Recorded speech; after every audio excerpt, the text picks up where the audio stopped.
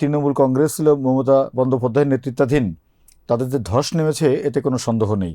তো 90 লাখ লোক যদি ভোট দিতে না পারে একটা স্টেটের ইলেকশনে, তাহলে তো এটা এক পেশে ইলেকশন তো হয়েই গেল। ব্রেস্ট ফিডিং, নিউট্রিশন ঘাটতি, এটা আসলে হামের শিশু মৃত্যুর অন্যতম কারণ দেখা যায়। দর্শক, টাইমস টুডেজ হেডলাইন্সে আপনাদের স্বাগত। সঙ্গে আছি আমি আরিফুল ইসলাম মিঠু। ব্যস্ততার কারণে যারা দৈনিক পত্রিকা পড়তে পারেন না, তাদের জন্যই আমাদের এই বিশেষ অনুষ্ঠান। এই অনুষ্ঠানে আমরা মূলত টাইমসে প্রকাশিত গুরুত্বপূর্ণ সংবাদগুলো নিয়ে প্রতিবেদকদের সঙ্গে বিস্তারিত আলোচনা করি। পশ্চিমবঙ্গের বিধানসভা নির্বাচনে এগিয়ে আছে বিজেপি। এ নিয়ে প্রতিবেদন তৈরি করেছেন আমাদের সিনিয়র প্রতিবেদক সাইফুল ইসলাম। সাইফুল, পশ্চিমবঙ্গের যে নির্বাচন, এতে এখন পর্যন্ত দেখা যাচ্ছে বিজেপি এগিয়ে আছে। তো এই বিষয়ে বাংলাদেশের সঙ্গে লাগোয়া পশ্চিমবঙ্গ, আমাদের সাথে সাংস্কৃতিক অনেক মিল আছে। তো এই নির্বাচন রাজনৈতিকভাবে কি ধরনের ইম্প্যাক্ট ফেলতে পারে বাংলাদেশে, বিশ্লেষকরা কি বলছে? আপনাকে ধন্যবাদ আমাকে যুক্ত করার জন্য। আপনি বলছিলেন যে পশ্চিমবঙ্গের বিধানসভা নির্বাচন হচ্ছে, এই নির্বাচন হয়ে গেছে আরও কয়েকদিন আগে। বিশেষ করে সোমবার ফলাফল ঘোষণা করার একটা প্রক্রিয়া চালানো হচ্ছিল। আমরা যখন কথা বলছি তার আগে ফলাফল শেষ পর্যায়ে আছে, আমরা সেটি জানতে পেরেছি। এই নির্বাচনে আসলে বিজেপির একটি বড় ধরনের উত্থান ঘটেছে। দীর্ঘদিন ধরে যে তৃণমূল কংগ্রেস ছিল মমতা বন্দ্যোপাধ্যায়ের নেতৃত্বাধীন, তাদের যে ধস নেমেছে এতে কোনো সন্দেহ নেই। একেবারেই পরিষ্কার বার্তা, বিজেপি যে ভালো করেছে এই নির্বাচনে সেটি আসলে বলার অপেক্ষা কেউ রাখে না। এই নির্বাচনের মাধ্যমে বেশ কিছু বার্তা আসলে বহন করছে। আমরা বেশ কয়েকজন বিশ্লেষকের সঙ্গে কথা বলেছি যারা ভূ রাজনীতি বিশ্লেষণ করেন, আবার যারা অর্থনীতি নিয়ে বিশ্লেষণ করেন বাংলাদেশে। রাজনৈতিক বিশ্লেষকদের সাথে কথা বলেছি, তারা আসলে কী ভাবছেন নির্বাচনে কী ধরনের প্রভাব পড়তে পারে বাংলাদেশের ক্ষেত্রে। অনেকেই বলার চেষ্টা করছেন যে বাংলাদেশের সঙ্গে ভারতের যে সম্পর্ক দ্বিপাক্ষিক এবং বহুমাত্রিক সম্পর্ক, সেই সম্পর্ক আসলে বেসিক্যালি নির্ভর করে অঙ্গরাজ্যের উপরে নয়, এটি কেন্দ্রীয় যে সরকার থাকে সেই সরকারের পররাষ্ট্রনীতির উপরে অনেকখানি নির্ভর করে। আপনি যেটি বলছিলেন যে আমাদের সাথে এই পশ্চিমবঙ্গের বিশেষ করে সীমান্ত থাকার কারণে অনেক কিছু জড়িত। এখানকার আঞ্চলিক নিরাপত্তার বিষয় আছে, বেশ কিছু বিষয় আমাদের সাথে রয়ে গেছে। বিশ্লেষকরা বেশিরভাগই মনে করছেন বড় ধরনের কোনো পরিবর্তন কিংবা বিশেষ কোনো পরিবর্তন এই নির্বাচনের মাধ্যমে যে পররাষ্ট্রনীতির ক্ষেত্রে ভারতে আসবে, সেটি আসলে খুব একটা যুক্তিসঙ্গত কথা নয়, এমনটি অনেকে বলেছেন। এই কথাটা অনেকে প্রতিবাদও করেছেন। একাধিক বিশ্লেষক বলেছেন যে অবশ্যই পরিবর্তনের কিছু বিষয় আছে, যেমন তারা বিজেপির উত্থানকে তারা বলেছেন যে বিশেষ করে তারা ভারতে উগ্রবাদী মানে মৌলবাদী সংগঠন হিসেবে মানে অনেকটা আবির্ভূত হবে, এবং তারা যে সংখ্যালঘু নির্যাতনের যে ইতিপূর্বে যে ইতিহাস সেটি তুলে ধরে বারবারই বলার চেষ্টা করেছেন। এবার নির্বাচনে যে বড় একটি মুসলিম অংশ ভোটার দিতে পারেনি, ভোটাধিকার থেকে তাদেরকে বঞ্চিত করা হয়েছে, তাদেরকে বারবারই বলার চেষ্টা করেছে তারা বাংলাদেশ থেকে তারা গিয়ে ওখানে এখন বসবাস করছেন। সেক্ষেত্রে তাদের ভাগ্যে যে আগামী দিনে কী ঘটবে সেটি নিয়ে অনেকে আশঙ্কা প্রকাশ করেছেন। তারা বলেছেন যে যখন পার্শ্ববর্তী রাষ্ট্রের বিশেষ করে সীমান্ত লাগোয়া বেশ কিছু জায়গায় আমাদের মুসলিমদের উপর নির্যাতন কিংবা এরকম যদি কোনো ঘটনা ঘটে, বাংলাদেশটার প্রতিক্রিয়া কী দেখাবে, বাংলাদেশের ধর্মপ্রাণ মানুষ তার প্রতিক্রিয়াতে কী দেখাবে, সেটি দেখার জন্য আমাদেরকে অপেক্ষা করতে হবে। আমরা কোনোভাবেই আশা করি না কোনো দেশের সাম্প্রদায়িক যে দাঙ্গা, সে দাঙ্গার মাধ্যমে সাম্প্রদায়িক সম্প্রীতি নষ্ট হোক। আমরা যেহেতু এটি নির্বাচিত সরকার, মানুষ তাদেরকে ভোট দিয়েছে, এই সরকারের কাছ থেকে আমরা অবশ্যই গণতান্ত্রিক এবং সাম্প্রদায়িক সম্প্রীতি বজায় রাখবে বলে আশা করছি। এছাড়া বাংলাদেশের সাথে অর্থনৈতিক যে কিছু বাণিজ্য কেন্দ্রিক কিছু বিষয় আছে, বিশেষ করে ট্যুরিজম শিল্প, কলকাতার সাথে বিশেষ করে পশ্চিমবঙ্গের সাথে আমাদের যে সম্পর্ক, মেডিকেলের ক্ষেত্রে বাংলাদেশের মানে অনেক সংখ্যক মানুষ নিয়মিত চিকিৎসা নিতে যান। শিল্প সংস্কৃতির ক্ষেত্রে আমাদের কালচারগত কিছু বিষয় মিল রয়েছে, তাদের সঙ্গে আদান প্রদান রয়েছে। কোনো পরিবর্তন আসবে কিনা সেটি এই মুহূর্তে অনেকে বলতে চাননি। তারা বলেছেন যে অন্তত 6 মাস কিংবা 1 বছর না দেখলে আসলে বোঝাটা কঠিন। অনেকেই বলার চেষ্টা করেছেন যে মমতা বন্দ্যোপাধ্যায় যিনি বাংলাদেশের শুভাকাঙ্ক্ষী হিসেবে অনেকেই তাকে মনে করেন, কিন্তু বাংলাদেশের পানি বণ্টন যে ইস্যু, সেই ইস্যুতে তার যে ভূমিকা সেটি কিন্তু খুবই হতাশাব্যঞ্জক ছিল। সেক্ষেত্রে ভারত তাদের দেশকে সবসময় প্রাধান্য দেয়, যেই সরকার আসুক তাদের পররাষ্ট্রনীতি কিন্তু একই থাকে। সুতরাং আমাদের যে পররাষ্ট্রনীতির ক্ষেত্রে বড় ধরনের কোনো পরিবর্তন আসছে না আমাদের ক্ষেত্রে ভারতের, সেটি হয়তো বা দেখার জন্য আমাদেরকে অপেক্ষা করতে হবে। আবার যে আশঙ্কা বিশ্লেষণটা করছেন সেটিও একেবারে উড়িয়ে দেওয়া যায় না। কি ইতিপূর্বে আশঙ্কা করছেন? আমি আপনাকে নিচের আগে বলেছি যে সাম্প্রদায়িক দাঙ্গা, বিশেষ করে বিজেপি কঠোরপন্থী একটি দল, মানে অনেকে তাদেরকে মৌলবাদী দল হিসেবে, ধর্মীয় মৌলবাদী দল হিসেবে মনে করে, তারা নিজেদেরকে সেরকমভাবে অনেক সময় বক্তব্য দিয়েছেন। এখন যে শুভেন্দু অধিকারী আছেন, তিনি কিন্তু বারবারই ধর্মীয় ইস্যুতে নানান বক্তব্য দিয়েছেন। সেই ক্ষেত্রে যেহেতু তারা মমতা বন্দ্যোপাধ্যায়কে একটা জায়গায় দীর্ঘদিন রেখেছিলেন, সেই দলটির নেতাকর্মীকে, তৃণমূল কংগ্রেসের নেতাকর্মীদের কোনো নির্যাতন করে কিনা, যারা ভোট দিতে পারেননি, বাংলাদেশি এমন অভিযোগে তাদেরকে ভোটাধিকার বঞ্চিত করা হয়েছে, তাদের উপরে নতুন করে কোনো নির্যাতন নেমে আসে কিনা, এমন নানা আশঙ্কা রয়েছে। পশ্চিমবঙ্গ বিধানসভা নির্বাচনে জয়ী হয়ে বিজেপি প্রায় সরকার গঠন করতে যাচ্ছে। 15 বছর মমতা ব্যানার্জির শাসনের সমাপ্তি ঘটেছে। এসব নিয়ে পর্যালোচনা করেছেন সহকর্মী সাইরাস।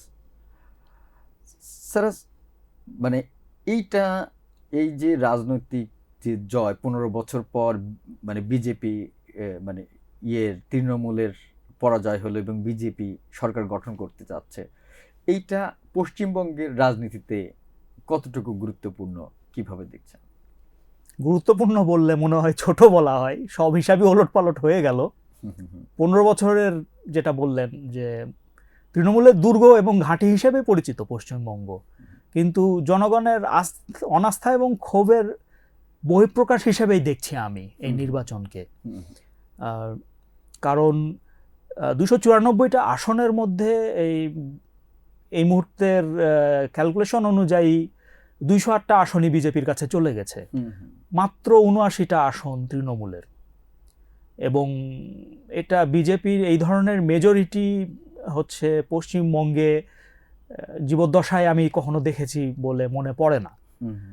এখানে এটা সবসময় আনপ্রেসিডেন্টেড আমি বলবো। যে যদিও মমতা ব্যানার্জি বলছেন যে ভোটে কারচুপি হয়েছে বা বিজেপির মাস্টার প্ল্যান, সেটা নিয়ে পরে আলোচনা করব আমরা, কিন্তু ভোটার উপস্থিতি কিন্তু ছিল 93% বেশি। সো মানুষ ভোট দিতে যায়নি তা নয়, বরং মানুষ তাদের অনাস্থাটাকেই আরো ভালোভাবে প্রকাশ করছে। ইঞ্জিনিয়ারিং এর কথাটা বলছিলেন, মানে ইঞ্জিনিয়ারিংটার অভিযোগটা কিভাবে আসছে? এখন বিজেপির নজর শুরু থেকেই ছিল পশ্চিমবঙ্গে, আমি মনে করি। যে জিনিসটা ইঞ্জিনিয়ারিংয়ে, মানে যে জিনিসটা সব থেকে প্রকট আমি বলবো, সেটা অ্যাকচুয়ালি রিপোর্ট হচ্ছে CNN এর। ওরা বিভিন্ন রিসার্চ ডাটা কালেকশন করে দেখিয়েছে যে প্রায় 9 মিলিয়ন ভোটারদেরকে, এবং মোস্টলি মুসলিম, তাদেরকে বাদ দিয়ে দিয়েছে ভোটার রোল থেকে। তো 90 লাখ লোক যদি ভোট দিতে না পারে একটা স্টেটের ইলেকশনে, তাহলে তো এটা একপেশে ইলেকশন তো হয়েই গেল। এছাড়াও আইডেন্টিটি পলিটিক্স তো বিজেপির সবসময় স্ট্রং। ওদের ন্যাশনালিজম বলেন বা ওদের মুসলিম ভীতি অথবা বহিরাগত ভীতি আর কি, যে এদিক ওদিক থেকে লোকজন এসে তাদের নাগরিকদেরকে করে ফেলছে, রিপ্লেস করে ফেলছে, এই ধরনের ভীতি বা ভয় বা নেগেটিভ সেন্টিমেন্টকে ওয়েপনাইজ করছে বিজেপির সরকার এবং মোদি, এবং তারা সফল। ইলেকশনের রেজাল্ট বলে তারা সফল। এই বিজেপির জয় বাংলাদেশের জন্য কি ধরনের ইম্প্যাক্ট তৈরি করতে পারে বলে, কারণ মানে হ্যাঁ, এখন এটা তো বাংলাদেশের উপরে ইম্প্যাক্ট পড়বে, আমরা প্রতিবেশী দেশ। সব থেকে বড় যে ইম্প্যাক্টটা পড়বে সেটা হচ্ছে যে পশ্চিমবঙ্গ হয়তো পাশের বাড়ির মতোই, প্রতিবেশীদের মতোই আমরা যেতাম চিকিৎসার কাজে, আমরা যেতাম শপিং করতে, শাড়ি কিনতে, পাঞ্জাবি কিনতে যেতাম। এখন জানি না যে ক্ষমতার পটবদল হওয়ার পরে বাংলাদেশিদেরকে ওরা কীভাবে দেখবে। এছাড়াও তাদের একটা স্ট্রং ন্যারেটিভ হচ্ছে যে ওখানকার মুসলমান হলেই তাদের নাগরিকত্ব নিয়ে একটা প্রশ্ন তোলা হয়। দেখা যাচ্ছে যে কেউ 150 বছর 200 বছর ধরে ওখানে বাস করে, তারপরেও তাদের নাগরিকত্ব নিয়ে প্রশ্ন তোলা হচ্ছে যে তারা নাকি গোপনে বাংলাদেশি বা সামথিং এলস। সো এখানে আসলে সময়ই বলবে যে কিছুদিন আগে আমরা দেখেছি যে আসামের যে চিফ মিনিস্টার, তিনি বলেছেন যে বাংলাদেশি অনেকে আছে, তাদেরকে মানে তারা বৈধভাবে রাতের আঁধারে বাংলাদেশে দিয়ে মানে পাঠাচ্ছে, ঠেলে পাঠাচ্ছে। তো মানে সেই বিজেপি এখানে পশ্চিমবঙ্গে এলো, হ্যাঁ। তাহলে আমাদের মানে ওখানে যারা বাংলাদেশি আছে, মানে ওখানে যারা বাংলা ভাষাভাষী আছে, তাদের উপরে মুসলিম বাংলা ভাষাভাষী আর কি, তো তারা এটার একটা ইম্প্যাক্ট ফিল করবে। আমার বিশ্বাস যে বিজেপি সাবধান হবে, পশ্চিমবঙ্গ আসাম না, পশ্চিমবঙ্গ পশ্চিমবঙ্গই। কিন্তু তারা এরকম ব্লেটেন্ট আইডেন্টিটি পলিটিক্স মেবি করবে না, মেবি তারা ধীরে চলো নীতি নিবে, কিন্তু আলটিমেটলি আইডেন্টিটি পলিটিক্স আর বিজেপি অবিচ্ছেদ্য, they supplement each other. So identity politics ছাড়া বিজেপি সম্ভব না এখানে। Sooner or later the situation will change, has already changed into BJP's favour. সুতরাং ওই জায়গাতে যারা আছেন মুসলমান বা অন্য ধর্মের যেই হোক না কেন, মুসলমানরাই সব থেকে ওর্সটা ফেস করে আসছে। তো তাদের জীবনযাত্রায় আমি মনে করি যে নোটিসেবল ইম্প্যাক্ট একটা পড়বে এই আইডেন্টিটি পলিটিক্সের, কারণ বাই ডিফল্ট তারা হয়ে যাচ্ছেন হয় বহিরাগত, অথবা হয়তো তাদেরকে সমান চোখে দেখা হচ্ছে না। আমরা এর আগে দেখেছি ভারতেরই গণমাধ্যমগুলোতে দেখা যায় প্রায় যে মুসলমানদের নানাভাবে নির্যাতন করা হয়, বিশেষ করে বিজেপির যে একটা ইয়াং যে সংগঠন আছে সেই সংগঠনের কর্মীদের দ্বারা নির্যাতিত হওয়ার সংবাদ আমরা প্রায় দেখি। তো পশ্চিমবঙ্গে তো এই ধরনের কালচার এতদিন আমরা সেভাবে পাইনি, কারণ তৃণমূল কংগ্রেস এতদিন ক্ষমতায় ছিল গত 15 বছর। তো যদি এই পশ্চিমবঙ্গে বিজেপি আসে এবং তাদের সেই ইয়াং সেকশনটা যদি নির্যাতন করার আশঙ্কা আছে কিনা, বা আমরা কি মনে করি? সময় এটা জবাব দিবে। তবে যদি ট্রেন্ড হিসাব করি, গুজরাটে যা হয়েছে, আসামে যা হচ্ছে, পশ্চিমবঙ্গেও এরকম সিচুয়েশন তৈরি হওয়ার সম্ভাবনা নিশ্চয়ই বেড়ে যাচ্ছে। কারণ এখন যেহেতু সেন্ট্রাল আর মানে স্টেট আর কি, ওয়েস্ট বেঙ্গলের গভর্নমেন্টের মধ্যে এখন আর কোনো পার্থক্য থাকলো না বলতে গেলে, তাহলে সেন্ট্রালের দৃষ্টিভঙ্গি নিশ্চয়ই স্টেট গভর্নমেন্টের দৃষ্টিভঙ্গি হবে। তো এখন সরকারের যে মোদি সরকার এবং পশ্চিমবঙ্গের সরকার একই পার্টির আন্ডারে পড়লো, তো সেই ক্ষেত্রে বাংলাদেশের অনেকগুলো জিনিসপত্র, যেমন তিস্তার পানি বন্টন চুক্তি সহ অন্যান্য অনেক বায়োল্যাটারাল বিষয় আছে, সেইগুলো সমাধানের পথ কি খুললো? অবশ্যই সমাধানে আরও গতি আসতে পারে, কারণ এখন তো তৃণমূল কংগ্রেস আর বিজেপি, যেটা দুই পার্টি, দুই মেরু, তো এদের মধ্যে কোঅপারেশন কোলাবোরেশনের সেরকম উপায় ছিল না। এখন যেহেতু ওয়েস্ট বেঙ্গল স্টেট আর সেন্ট্রাল গভর্নমেন্ট এখন হচ্ছে একই পার্টির আন্ডারে, সেহেতু আমাদের তিস্তা চুক্তি অনেকদিন ধরে ঝুলে আছে, গঙ্গার পানি বন্টন চুক্তি নবায়ন, তারপরে কিছু ইনফ্রাস্ট্রাকচার ডেভেলপমেন্ট প্রজেক্ট আছে, সড়ক বা রেল যোগাযোগ বা আমরা যাই বলি না কেন, যেগুলো প্রজেক্ট গতিহীন হয়ে পড়েছে, সেগুলো এখন হয়তো পজিটিভ নোটে আমরা চিন্তা করতে পারি যে সেগুলো হয়তো আর একটু গতিসম্পন্ন হবে, এটা নিয়ে হয়তো আলোচনা বাড়বে, আমরা হয়তো ফাইনালি একটা সমাধানের দিকে যেতে পারবো। হামে শিশু মৃত্যুর পরিস্থিতি দিন দিন খারাপের দিকে যাচ্ছে। সোমবার একই দিনে সর্বোচ্চ 17 জন শিশু মারা গেছে। এ নিয়ে প্রতিবেদন করেছেন আমাদের রিপোর্টার আলামিন সাদমান। সাদমান, হামের পরিস্থিতি এবং সরকারের যে বক্তব্য, দুইটা অপোজিট। সরকার বলছে, বিশেষ করে স্বাস্থ্যমন্ত্রী গতকালও বলেছেন যে হামের যে মৃত্যুর হার এগুলো কমছে, কিন্তু আমরা যে ডেথ টালি দেখছি তাতে তার উল্টো। কি পরিস্থিতি আসলে যাচ্ছে? আসলে যদি এক্স্যাক্টলি বলি তাহলে হচ্ছে যে স্বাস্থ্যমন্ত্রী যদিও বলছেন যে কিছুদিনের মাঝখানে সংক্রমণ নিয়ন্ত্রণ করা যাবে, আজকেও বলেছেন তিনি কিছুদিনের মাঝখানেই, সপ্তাহখানেকের মাঝখানেই বা 3-4 দিনের মাঝখানে নিয়ন্ত্রণ করা যাবে, কিন্তু আসলে এখনো নিয়ন্ত্রণ করা সম্ভব হচ্ছে না, এখন টিকাদান কার্যক্রম চলছে। আজকেও যদি বলি 17 জন এ পর্যন্ত 3 তারিখ, আমি যদি ভুল না হয়ে থাকি 3 এপ্রিল থেকে হচ্ছে ডিজিএইচএস একটা রেগুলার আপডেট দিয়ে থাকে আহমের। আজকের ডিটেলটা কিন্তু এটার হায়েস্ট, এবং আহ, গত এক সপ্তাহের কথা যদি বলি, আমরা গত এক সপ্তাহে দেখেছি যে 52 জন আসলে সন্দেহজনক এবং নিশ্চিত হামে মৃত্যুবরণ করছেন।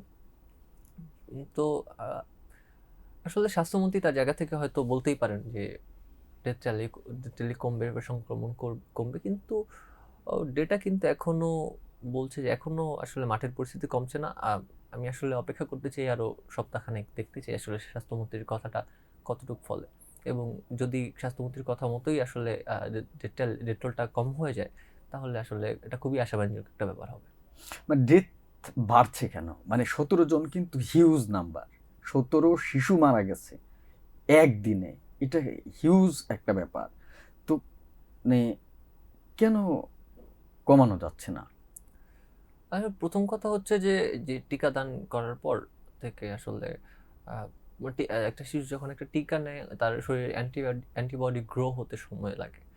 তো যে ক্ষেত্রে আমরা ক্রিটিক্যাল কেসেসগুলা আসলে দেখা যাচ্ছে, বেশিরভাগ এর মাঝখানে একটা বিশাল অংশ সাধারণত অপুষ্টিজনিত উম, অপুষ্টিজনিত সমস্যায় ভুগছে। তারা নিউট্রিশন পায়নি ঠিক মতো, তাদের ব্রেস্ট ফিডিং এর কিছু ঘাটতি দেখা গিয়েছে। আজকেও কিন্তু স্বাস্থ্যমন্ত্রী এবং বিভিন্ন সময় মেডিকেল অফিসিয়ালসরা বলেছেন যে আসলে ব্রেস্ট ফিডিং, নিউট্রিশন ঘাটতি এটা আসলে হামের শিশু মৃত্যুর অন্যতম কারণ। দেখা যায় বাচ্চা যদি একটু স্বাস্থ্যবান হয় বা যদি একটু বয়স্ক হয়, আর যদি তার মাঝখানে আসলে রোগ প্রতিরোধ ক্ষমতাটা আহ, গড়ে ওঠে, তাহলে আসলে সেটা ক্রিটিক্যাল কন্ডিশন খুবই কম, মানে এটার চান্সেস আর ভেরি লো যে ক্রিটিক্যাল কন্ডিশন হবে।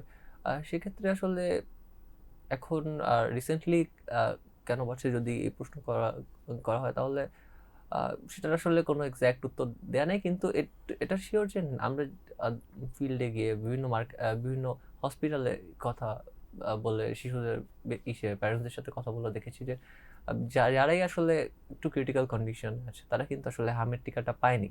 তো যদি আমরা এটার অ্যাকচুয়াল গোড়ায় যেতে চাই, তাহলে আমাদের কিন্তু আগে বলতে হবে যে অপর্যাপ্ত টিকাদান কর্মসূচির কারণে কিন্তু এই হামের এই আউটব্রেকটা হয়েছে, এবং যেটা এখনো কন্টিনিউ করছে। হ্যাঁ, কিন্তু এই এখন পর্যন্ত প্রায় এই 17 জন দিয়ে সম্ভবত যে 300 ছাড়িয়ে 300 ছাড়িয়েছে, 300 শিশু মারা গেছে। এটা বাংলাদেশের জন্য অনেক বড় একটা ব্যাপার যে হামের 300 এবং হামের উপসর্গ নিয়ে 300 জন মারা গেছে।